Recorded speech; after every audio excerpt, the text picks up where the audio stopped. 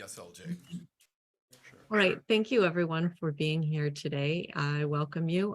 If you have any questions at the end of the press conference, I welcome you to join the audio or type them in the chat. Also in the chat, I have typed the spellings and bios of all the participants today. And without further ado, we will begin. Thank you. Thank you once again for attending. Thanks, LJ. So just to get started, I'm not going to be extremely talkative today. My name is Jamie White. I'm an attorney. I represent a couple of the gentlemen on the panel today. Also, some of my staff is here, Deb Martinez and Kelly Massey. Kelly, did I say your name? Okay, great. And then most importantly, we have Judge Aquilina and Julie Brixey, Representative Brixey, who is on the panel, who will be able to answer any questions that you guys have. My comments are brief. We've been working on this for a very long time. Marcy Hamilton and Child USA have been extraordinary in their efforts over the course of the last decade and then some to change what has become an abysmal situation when it comes to childhood sexual abuse. And we've seen that come out over the course of the last 7 or 8 years, whether it was Dr. Nasser, Dr. Anderson, the Boy Scouts of America, and then unfortunately, we have this situation we're dealing with here today. The two men you're going to hear from today, I've got 20,000 cases under my belt, and I've shed tears from time to time, but I cried all day on Friday preparing for this story, and it was very difficult to hear their story. And I've heard it before. And I just think it's important for these men to have their voice heard publicly, because while it might not be politically popular, it is real. These are men that were abused as young boys, and I understand there's powerful forces that do not want to see accountability happen, but we're going to make that happen. And, I want to thank Representative Brixey and all of her colleagues for the courage to come forward and bring this issue. And I believe for the first time in Michigan politics that we have a bipartisan agreement that this is something that is going to get fixed. And for those stakeholders and for those individual members who believe that insurance companies and other opposing forces are more important than children, they should get ready for a fight, because we're going to run them over with all four wheels if they get in our way. So with that said, I'd like to give Representative Brixey the floor to speak a little bit about the bill, and then hopefully we can turn it over to the two victims and Judge Aquilina to discuss this further and answer any questions. Thanks, Jamie. Today we had a great committee hearing in criminal justice. Chair Kara Hope did an excellent job of really helping us tell the story about why we need statute of limitation reform here in Michigan for criminal sexual conduct. The bills that I've introduced that had a hearing today, along with my colleagues, Representative Arbit, Representative Steckloff, Representative Scott, and Representative Whitsett and Representative Miller, would extend the civil statute of limitation for criminal sexual conduct from age 28 to age 52. They would also eliminate the statute of limitation for civil if there is a criminal conviction. The bills would eliminate the criminal statute of limitation for charges of second-degree sex assault on a minor. That's Representative Miller's bill. Again, that is a criminal bill. They would also extend the civil statute of limitation from the time of discovery from 3 years to 7 years. And the time of discovery is when a person realizes that they have been sexually assaulted. Oftentimes, when you are a childhood survivor of sex assault, it's a very common coping mechanism is for your brain to kind of repress those memories and hide them away until you are old enough to cognitively process them. The next thing that the bills do is establish a 2-year revival window for survivors whose statute of limitations have already expired. And finally, they would remove governmental immunity for criminal sexual conduct. The composition of all of these bills working together is something that would put Michigan at the leading edge in criminal justice reform for these types of crimes. Over half the states in the nation have already eliminated the statute of limitations for criminal sexual conduct. And the reason really is that a well-known phenomenon of childhood sexual trauma is something called delayed disclosure. And in delayed disclosure, the average, because of delayed disclosure, the average age that a survivor of childhood sex abuse comes forward to disclose those abuses is 52 years. So when our laws say that you only have until you're 28 years old, what our laws are doing is protecting and shielding serial sexual childhood predators, and we need to stop that. You shouldn't have to have a lobbyist and pass a law in order to get access to justice here in Michigan.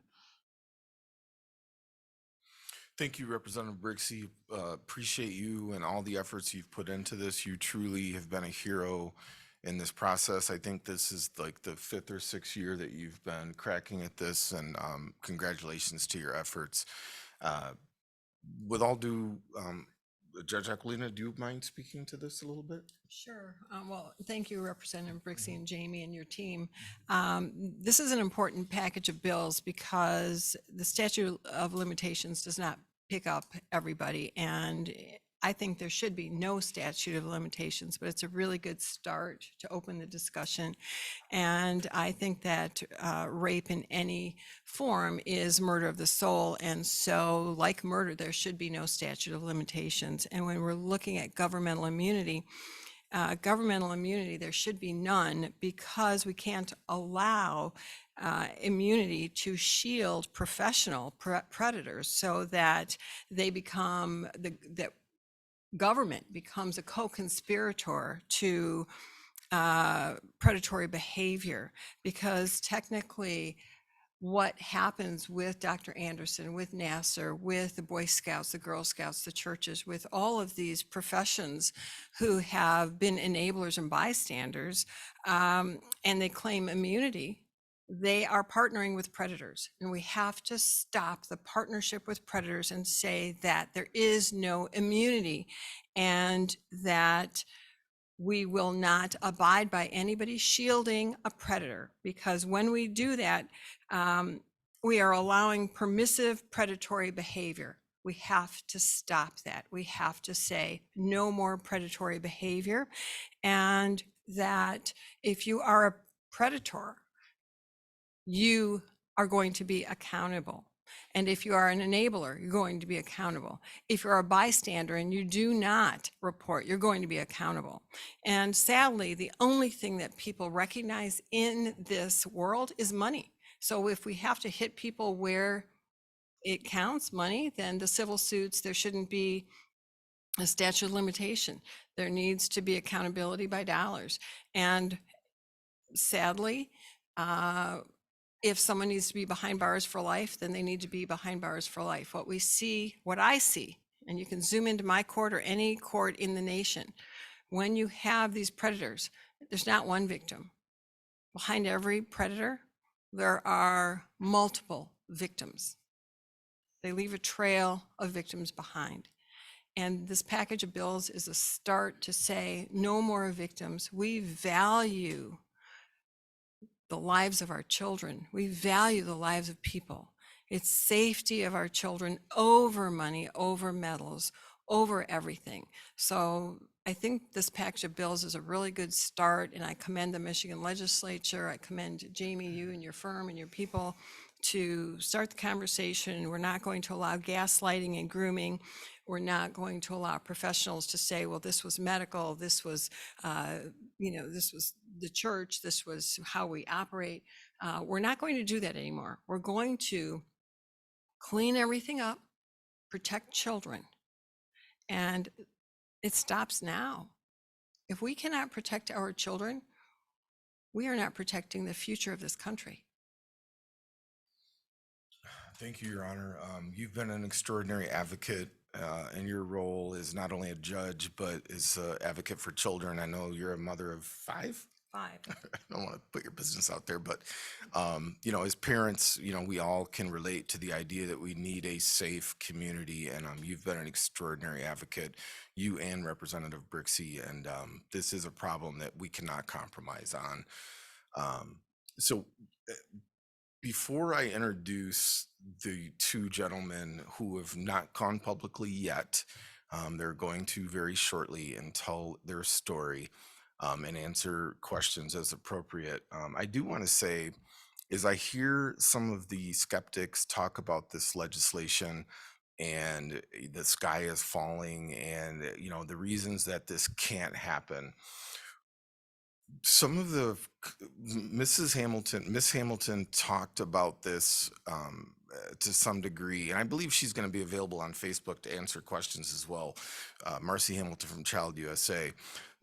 But one of the things that just strikes me is this idea that passing a law is somehow going to bankrupt organizations and just people get checks, so to speak.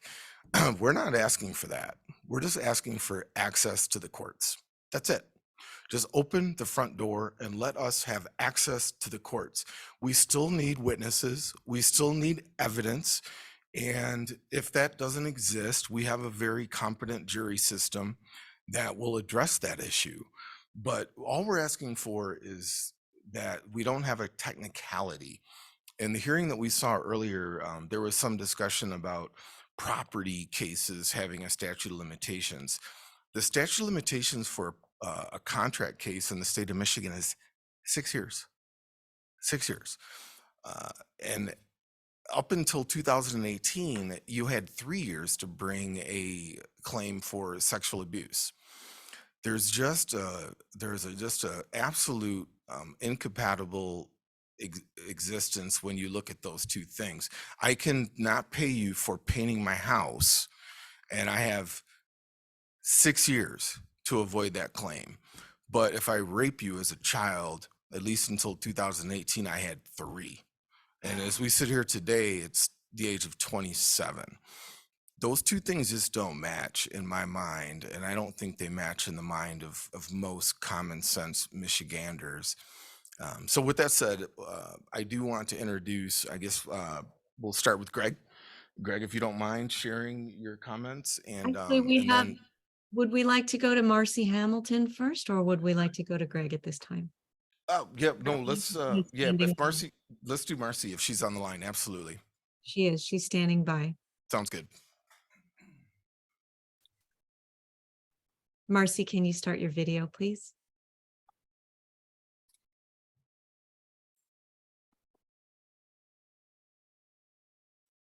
I think it's the host to stop the video. Oh, okay.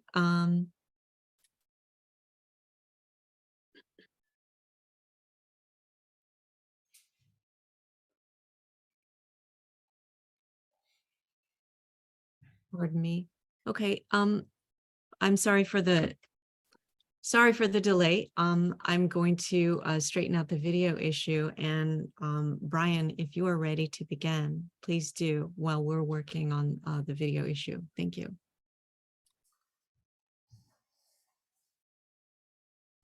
Was Greg? I think Greg. Yeah, I think she said Brian. Oh, okay. My name is Brian Herdicant, and I'm a sexual abuse survivor.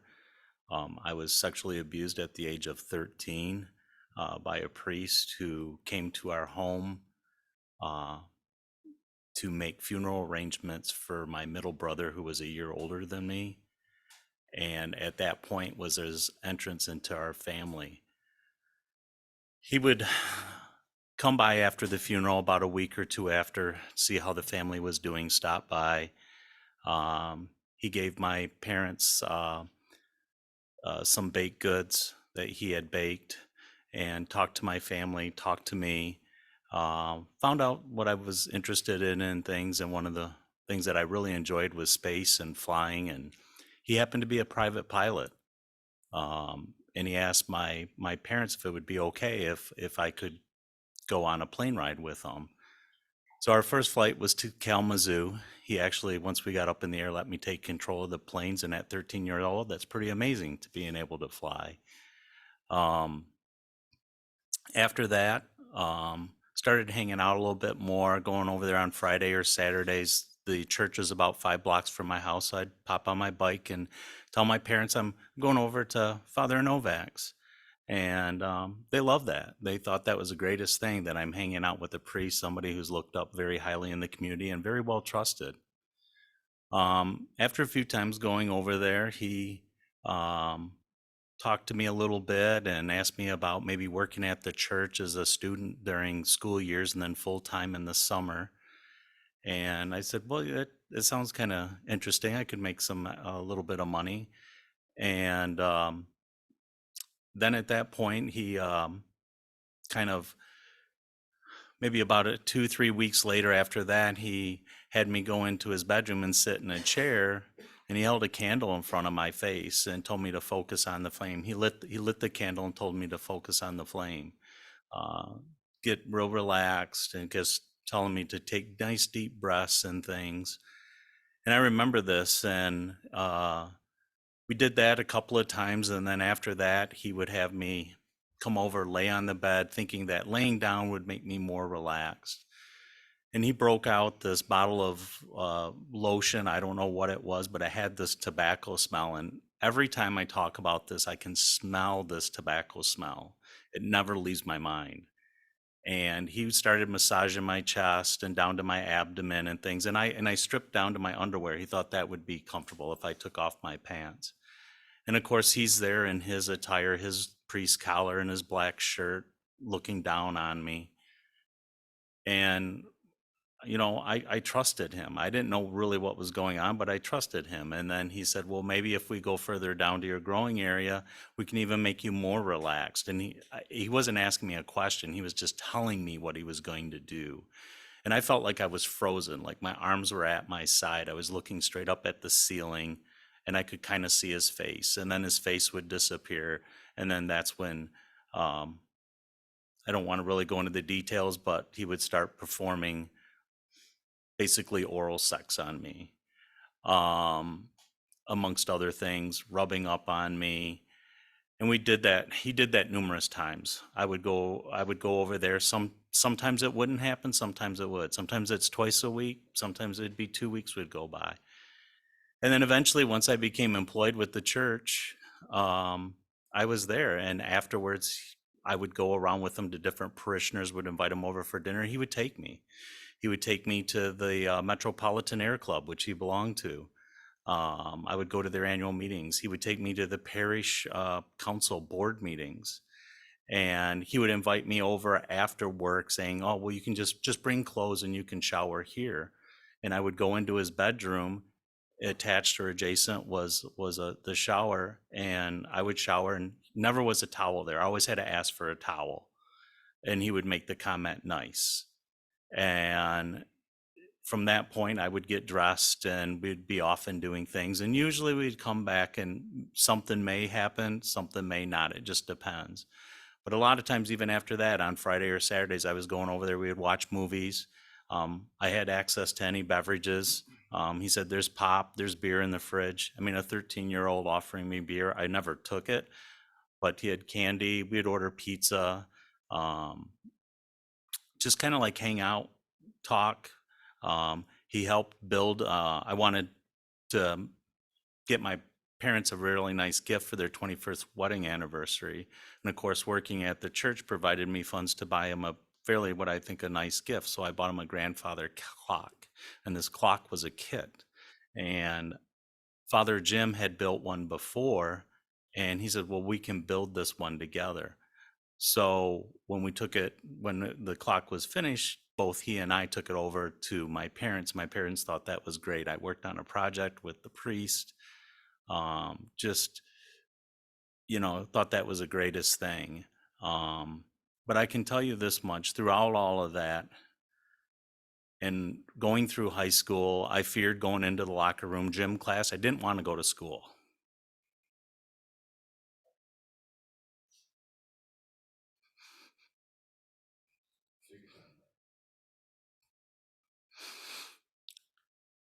Gym class was a required course that I had to take. And I didn't want to go in the locker room. Literally, just freaked me out. I love sports. And I would love to have played sports in high school. I tried out for the swim team. I couldn't do it. I just couldn't focus. Even during class, it was so hard to focus because I knew gym class was coming up. I would zone out. A lot of times it created a lot of mental fatigue. And, there were a lot of things. I was looking at 18 years old. I wanted to go into the Air Force. I wanted to go in the Air Force Academy. I wanted to be a pilot. And I couldn't do it because the fear was I knew I was going to be around a bunch of men on a base and have to shower with them and be around them. I couldn't do that. So I didn't. Moving forward, my mother passed away in 1989. Father Jim had left St. Therese Catholic Church and moved on to Pewamo, Westphalia. He was so ingrained and connected with my family that he insisted that he come back to perform the funeral. And again, another traumatizing, just allowing him back into our home, back into our family, when I thought once he moved away, at least when I drove by there, I knew he wasn't there, but I did know where he was at.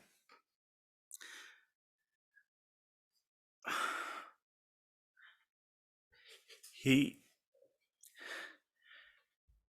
continued on with my family, making sure, stopping by still, even though he was out there, making sure our family was okay, talking to me. There were times when he would come over and I'd be sleeping in my bedroom and my parents would be home and he would just come right into my bedroom. My mother was there. I mean, I'm sure he was probably he probably told my mother he was waking me up. I don't know. I had my mother ask me at one point, I've heard some things about Father Jim. Has he ever done anything to you? And at that time I said, no. I was ashamed. I was afraid. I was scared. I didn't know what to do. I kept my employment there. That's one thing he kind of always held over my head. Like, this is just something between you and I. And if you like working here, this is the way it has to be. Nobody else needs to know about this. I resented going to church. I come from a Catholic family, a chartered Catholic family, not only my parents, but my grandparents. And it's been a very difficult road. This has impacted me in several ways every single day. I mean, there's not a day that goes by that it doesn't pop in my mind. And I always think, what if? And to disclose this at an earlier age, it was the fear of looking at my masculinity. It was the fear of shame, guilt on my part. Here I have my mother who is suffering from cancer, that this priest, Father Jim, is coming over, and that's her hope. I couldn't say anything. It would totally destroy her to know that this was happening. And later in life, I've gained more courage over time. It's taken me a long time to get to this point. The last year has been pretty rough. The last few days have been pretty rough. It takes a lot of strength to go on. I struggle. I had struggled with alcohol earlier. It's no longer the case. I haven't had an issue in several years, but it was something that was an escape for me.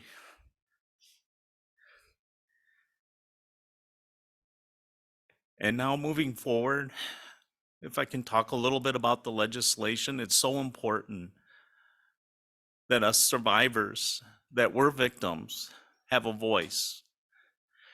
Currently, I don't have a voice. I have a story to share, but I don't have anybody really to share it with. And until us survivors can have access to the court system to share our stories and make things better, if this legislation doesn't go through, there's no hope. My hope is gone. I don't know what my life would be like. I'm sure it'd be much better if this never happened to me at 13 years of age. All I ever wanted to do was make my parents proud, and I thought by becoming friends with the priest would make them proud and know that I wasn't getting into trouble and I was on the right side of the tracks. But obviously, it wasn't. If I could go back and change anything, I would change these laws because it provides no access for survivors for their day in court and justice to be served. And by not passing this sort of legislation, it only allows the perpetrator, which mine is still alive today, to continue and to hide. And I believe that if anybody is against this legislation, they are only protecting the perpetrator. They're only protecting the child pedophile. They're only protecting the rapist.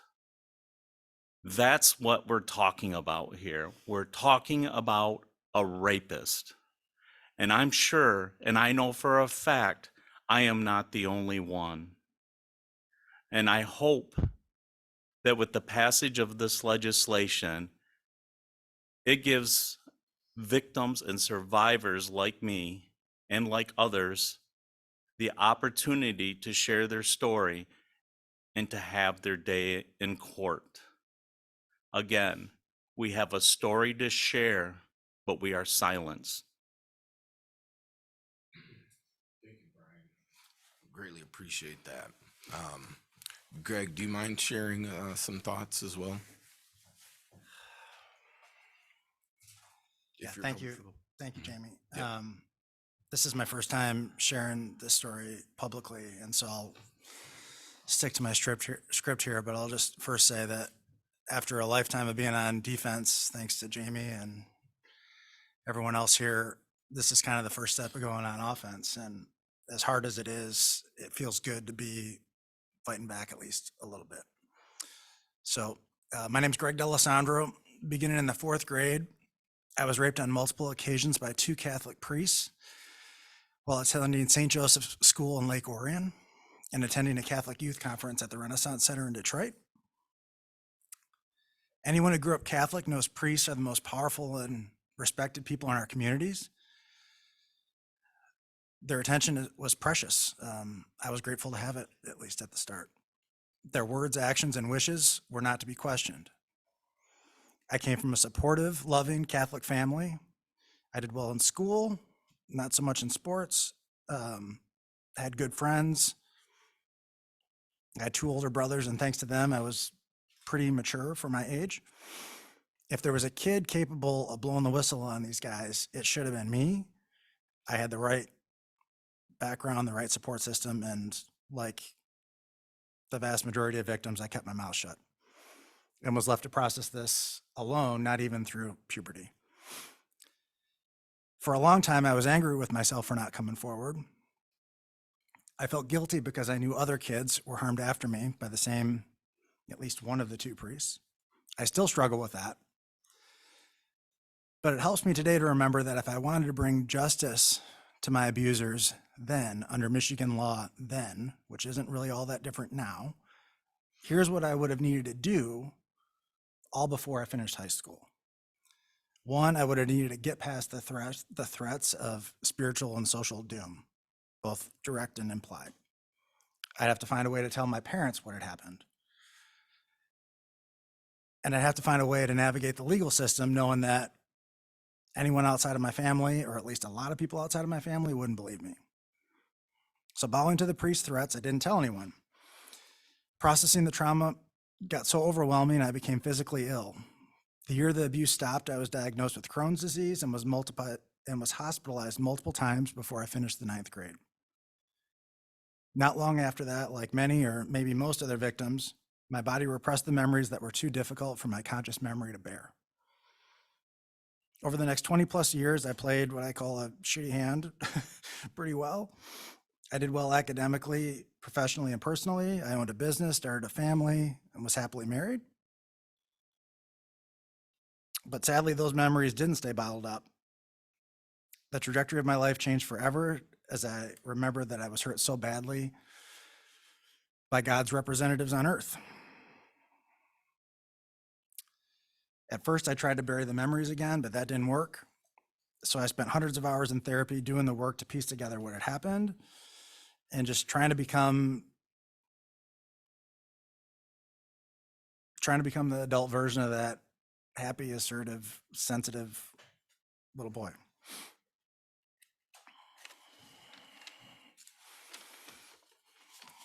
So anyone that knows me fairly well knows I'm an optimist, for better or worse. And so my mantra became comfort is the enemy of progress. And that progress has been painful, the cost immeasurable. There's been lots of times when I wasn't sure I'd come out the other end. I lost my business, my marriage, lots of friendships. And thankfully this is much better now, but for a while I wasn't able to be as engaged and present as a dad that I needed to be. I was just too deep in figuring out my own stuff. But with the help of a few fierce, relentless supporters, I'm stronger today than at any point in my adult life. The work's never done, but I'm grateful that I've made the progress that I've made and for the support that I've had. Like too many other survivors, I've been on defense since I was a child, paying the price for the harm inflicted by priests and their enablers. These guys are pedophiles, they're rotten apples, there's no question about that, and that is bad enough in itself. But worse, these priests didn't act alone. The Catholic Church attempted to hide their crimes and return them to positions of power, often with access to children. I had two abusers in the Archdiocese of Detroit. There was the first that went on for a couple of years. He left and was recycled and later returned to active ministry. And just as that was over, I was courted and abused by another Archdiocese priest. I'm not sure if they had direct contact, but the way that I was groomed, it seemed as if they were sharing notes or playing from the same playbook. It was very, very similar. The second one, and this is sad, my therapists are like, okay, don't dismiss this, Greg, but it was a one-off. It really only happened one time. And that's bad enough, but for the sake of time today, I'll focus on the first. Father Lawrence Ventline at St. Joseph Catholic School raped me multiple times. After his time at St. Joe's, the Archdiocese sent him to rehab before allowing him to serve as an active priest for an additional 25 years. Aside from a brief stint in jail for indecent exposure just a few years ago, Ventline has evaded justice and isn't even on the sex offender registry. Largely because of his presumed innocence. He's just this first-time offender, innocent old priest. And if the Catholic Church had only shared what they knew earlier. Based in part on my testimony and other victims from St. Joe's, an internal church investigation found my allegations against Ventline to be credible. Despite this effective admission of guilt, the church is explicitly hiding behind the statute of limitations. I participated in that process. And honestly, it did more harm than good to me. Too little, far too late. For too long, these predators in the church have eluded justice, placing the full cost of the crimes they committed on the victims. Like Jamie said, and Brian said, and so many others, I'm not looking for a handout here. I'm just asking for the opportunity to share my story in court. The story I couldn't tell so long ago. Thank you, Greg. There's really no follow-up for that. And I do have Marcy Hamilton standing by. Yeah, of course. Thank you, LJ.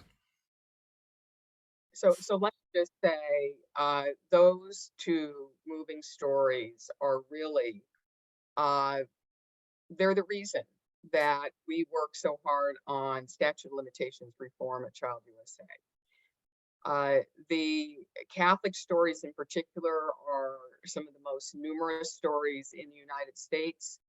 I don't think we've had a window yet where they were not one of the, if not the largest category.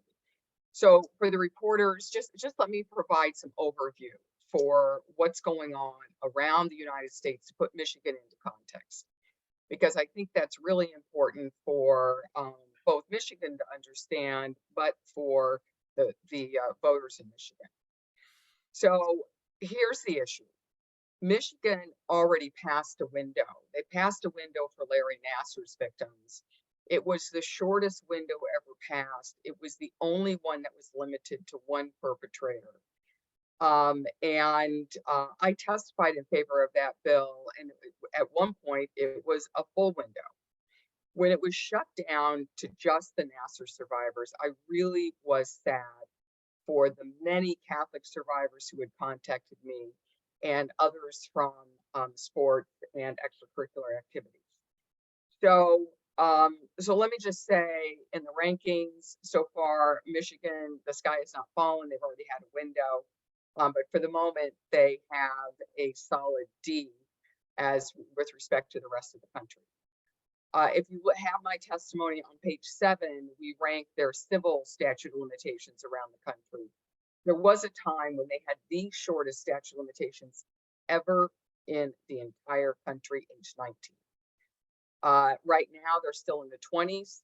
They're ranked in the very bottom of the rest of the country for just the civil statutes of limitations, which will be increased to 52 through this bill. But let me close just by pointing out, if you look at the appendix to my testimony, this is the relative success memo for all the windows that have ever been opened in the United States. And what it tells you is a small percentage of survivors come forward, but I can tell you that percentage is a huge education for the people of Michigan, but it's also a huge help to the parents of Michigan.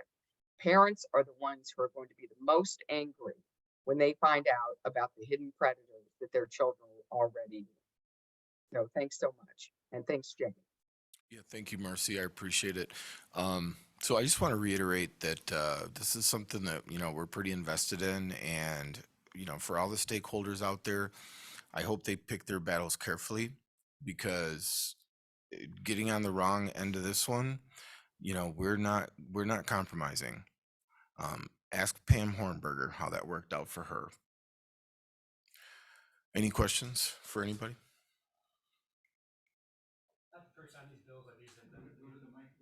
Oh, I'm sorry. Yeah, I apologize.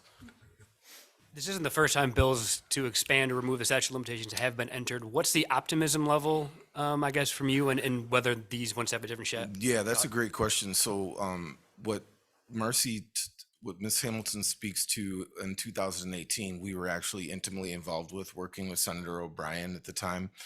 And it was a very unfortunate set of circumstances in that we ran into issues with stakeholders, and ultimately there was an agreement to get the women who were abused by Nassar relief. But to Dr. Hamilton's concerns, and really across the board, it wasn't fair, and quite frankly, it was offensive. that this group of gymnasts who deserved their day in court got a carve out.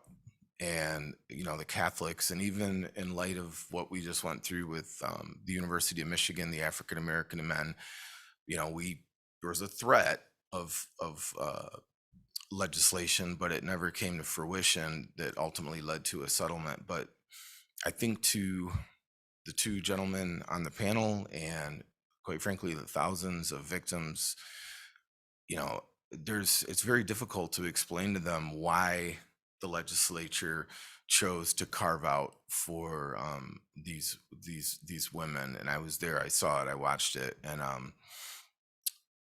that was, you know, we talk about this, Marcy and I, you know, we've had dinner and conversations and other stakeholders. You know, there is a baby step process to this to some degree, and for Michigan, for whatever reason, has been literally the bottom of the barrel as far as recognizing this issue. And there is no good explanation as to why that is, but I do think there's an educational component that has come alive, and we're seeing that now. You know, I try to stay away from the partisan arguments associated with this issue. You know, what I will say is that in November, our optimism changed. We're very appreciative for the leadership in the House and the Senate for being willing to take this up going forward. And more importantly, we're appreciative for our Republican friends who are engaging us in this conversation. I don't know if that answered your question, Matt, but you know, it's been a process, and it's a process that we really had engaged in, you know, foreseeably for the next 5 or 6 years. You know, the election in November changed things up a little bit, and I'm not pointing fingers at any particular political party, but anytime you have a change in situations, it creates opportunity. And so we saw this as an opportunity, and we're moving forward in that regard. Keep in mind, if this culture would be changed, we wouldn't need the legislation. If one person would have believed the Nassar victims or the Anderson victims 30 years ago, we wouldn't have had 1,000 victims or more. They didn't. They wanted money and medals and notoriety and all the other things that they had at the time instead of protecting children. So here we are today. We have to have, I think, no statute of limitations. We can't have governmental immunity. We have to open the box wide up, lift up the carpet, clean it out, and change the culture. And that's what we're here to do, is to change the culture so that the church doesn't hide behind a lot of things. They hide behind the Constitution, separation of powers. They hide behind their robes and Catholicism. I'm Catholic. You know, you don't question the church. They beat all of us down. We have the sports. You know, they're threatened because sports makes money, and so, you know, who's going to attend the games? Who's going to attend the universities? There's so many things that they beat you down instead of looking at protecting children. We're talking about child abuse. Why isn't that at the top of everybody's list for protecting our world? Because when we're all gone, why am I doing this? You can all say, Judge Aquilina, why are you doing this? Why are all of these people doing this? We all have kids. When we're gone, we're leaving our community, our world, in the hands of the next generation. Are we leaving our children to be assaulted, or are we leaving them in a safer world? And I hope that we're leaving them in a safer world where they are protected, not where we have to say, well, if you get assaulted, you get $1 million, because that's not what we're asking for. We're asking for protection. We're not saying, oh, get assaulted, go to court, get $1 million. That's not what any of us are saying. We want safety. That's why everybody's here today. That's why we need the legislation. Safety. That needs to be number one. Why isn't it? Why does it take to the year 2023 with thousands of children, now adults, saying, me too. Don't let my child or my grandchild be abused. Fix it now. If I could add to that point, about the public purposes of window legislation. It does provide a compensation, but the purpose of the compensation is for the survivors to be able to afford the care they need for the rest of their lives. It is needed compensation. And survivors typically say at the beginning, you know, I'm not in this for the money, I'm not in this for that. But in this society, how do we punish bad actors and bad institutions? We make them pay. And I have not seen any other mechanism to bring the church and the other organizations like US Olympic Committee to account without making them pay. So this is, I've had states where there's been an argument that compensation is not central, but in my view it is. And I think the average amount for each victim over the course of their lives is over $250,000. The average of what it costs society is $9.3 billion a year. So it's time to make the people who caused it pay. And I've met thousands and thousands of victims, and every single one of them have said, I would give back every penny, I would give back every headline if this never happened to me. It's never about the money, and they do need the money for their healing. It's a lifetime of trauma that they didn't deserve. Thank you, Marcy. Thanks for the question, Matt. Thank you, Judge Aquilina. Are there any other questions for any member of the panel? I believe that we could make people available in the event that there's particular questions. I think everybody in here has my direct contact information, and maybe LJ, you can throw a contact for me on the Facebook Live in the event anybody has any questions. But if there's nothing else, we'll conclude. Thank you again. This is an incredibly important issue. I just want to thank these brave men for telling their story, and we're going to get after this. Thank you. And we'll be making a recorded video of this press conference available after, and that will be sent out to the same email list that this media advisory was sent to. Thank you, everyone. Thank you, LJ.